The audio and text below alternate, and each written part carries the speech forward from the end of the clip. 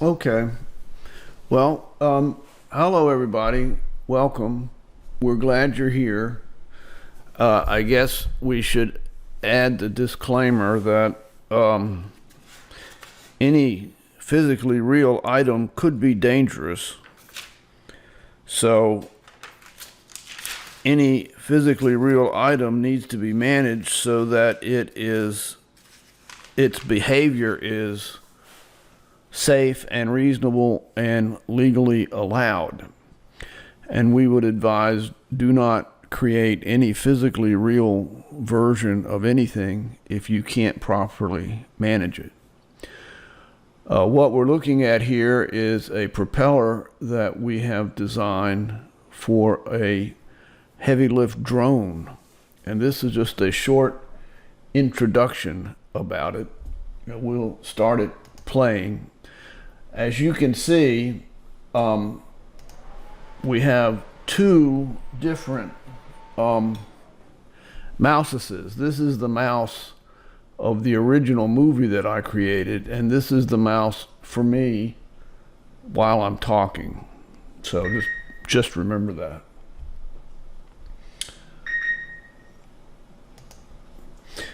So we're looking inside of SketchUp at some of the particulars of this on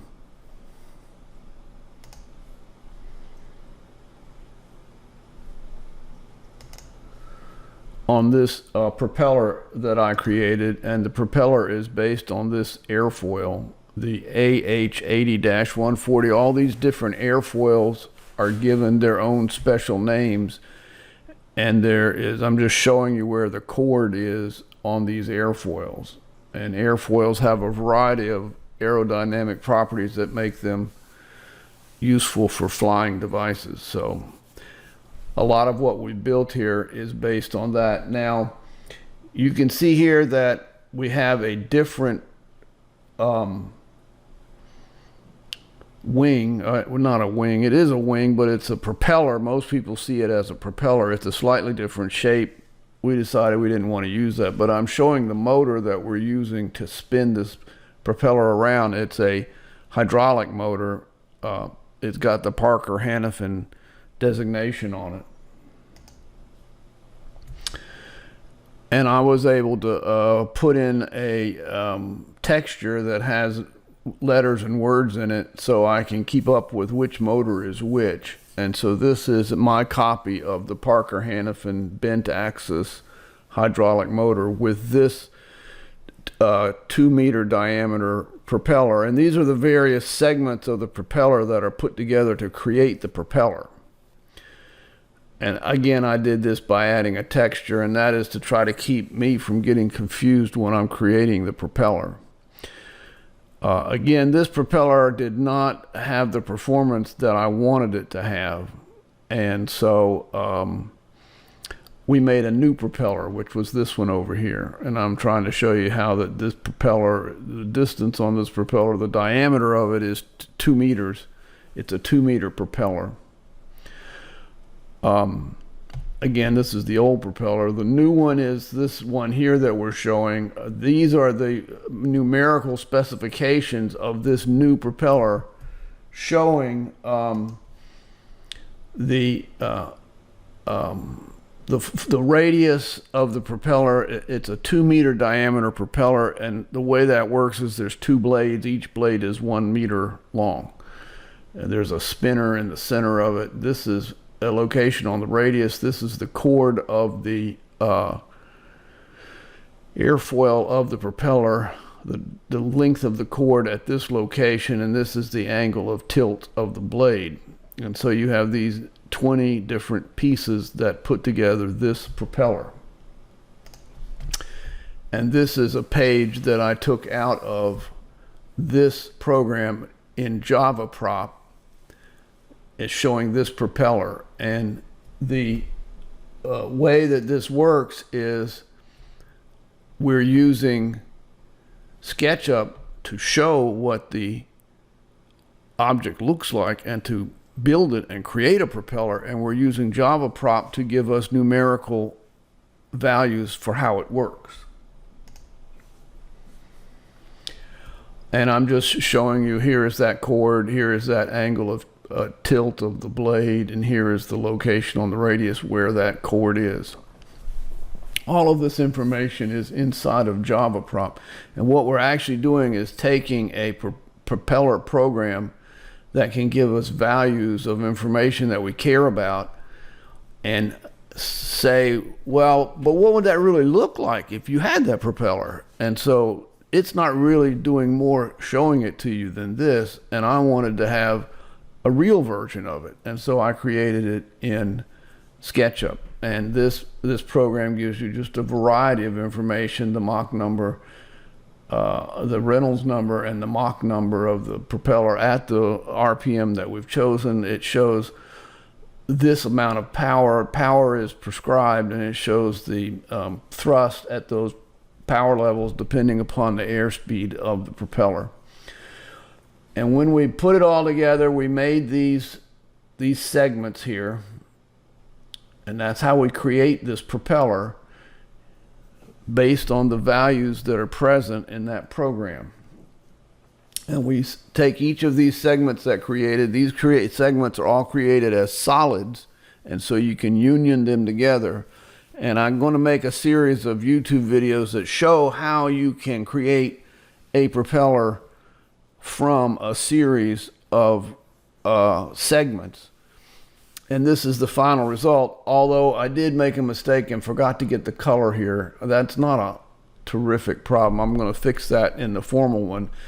This is where this propeller, the hub of this propeller, is connected to this motor. And I'm just swinging around and letting you look at it to see this propeller. That is the propeller we're going to use in our flying machine. And I think the next thing we're going to show you is the flying machine. And I call it a heavy lift drone. And the reason why it is a heavy lift drone is that this drone will be powered by the Rolls-Royce 250C28 turboshaft engine, which has somewhere around 500 or 600 horsepower of output. So we're going to put 60 to 70 horsepower to each of these 6 blades, which will have enough power to lift this device straight up in the air. The whole entire device weighs 2,400 pounds, but it's got enough lift to put a 500-pound payload in there. So we have a drone that's going to be weighing 2,900 pounds and can fly up in the air from a vertical condition sitting on the ground, which I think is pretty cool. And I am surprised that I have not seen on the internet very much discussion of heavy lift drones. I just don't understand it. But it seemed like a cool project, particularly in SketchUp. So there we go. And of course, when you have a drone that is going up in the air, it's going to have to be able to be in a position where it can take off and be in a position where it can land. And I worked out how to make feet or landing gear for this drone. And I've got the guidelines in place because I've got to take off these old propellers and replace them with the new propellers. And I'll make a video of how to do that. But I put this together to get the frame and to get the dimensionality of it all. It has the AH-80-140 wing as the lift wing for when it's flying in horizontal flight. You can see here that the struts, the landing gear struts, are up in up position. So it has finally generated enough lift to get itself off the ground. And these rotate out on a 45-degree angle from true and normal, and they're controlled with these radial axial thrust bearings that allow these hydraulic cylinders to rotate. And you can see with this configuration, as these long hydraulic pistons extend, the landing gear will come down. So you can see the landing gear is up here, and now the landing gear is here. So we're watching this backwards from what would happen if it took off. And here it is sitting on the ground with its landing gear in the ready for takeoff position. So this landing gear is supporting its weight. And here we have it in the stowed or quiet position where it's as close to the ground as you can get it, and the landing gear is flattened out. And I have shown it as having a frame of tubing. This is alloy aluminum tubing. This is the AH8140 wing airfoil shape. It's actually 1 millimeter thick. That's a solid. This wing is a solid. You need that to get your weights to establish that it actually will work. And I wanted you to see that the body of this flying machine, the wing of a flying machine, when it generates lift, tends to pitch the nose down and turn the entire airplane upside down.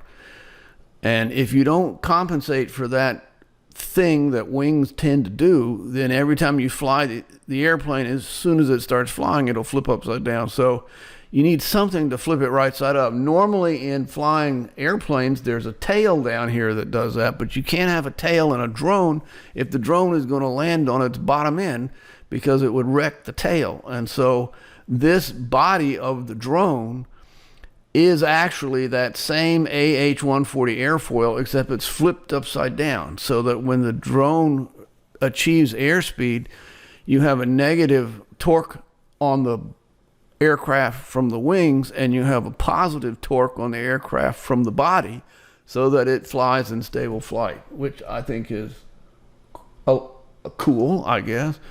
I'm just showing you this is what the body would look like. And again, you can turn these into solids and figure out their density and let you get the weight of it. And I'm demonstrating here a lot of these aerodynamic calculations are metric, and so I have to keep switching. You can see that it's 12 feet long and it's 4 feet wide.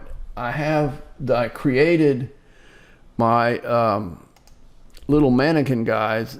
These mannequins are about the size of a human being. This is so that you can see proportionally what this is like with respect to a human being. And I tried to sit one of the mannequins in it. You can see that it's not quite big enough to be a device to fly human beings around. That would be a different drone. We'll get back to that at a later date. And I think I'm going back here, right, to take a look at this propeller. You know, creating these physical structures in SketchUp it's fun, but you have to pay careful attention. And I'm just showing you that I took this one little spot here and forgot to get the coloration correct. I am showing you that this wing, even though this wing is his propeller is a solid, it consists of a stitching together of all of these different segments. All right. So now we're done, and that's just a little intro. I'll have more videos. I have some videos where I'm just talking about the drone, but I do have some videos where I actually made movies of the creation of parts of this, where I recorded what I was doing in SketchUp, so you can see how to do this in SketchUp if you want to. All right, so we're done. This is our little intro movie, and I hope you enjoyed it.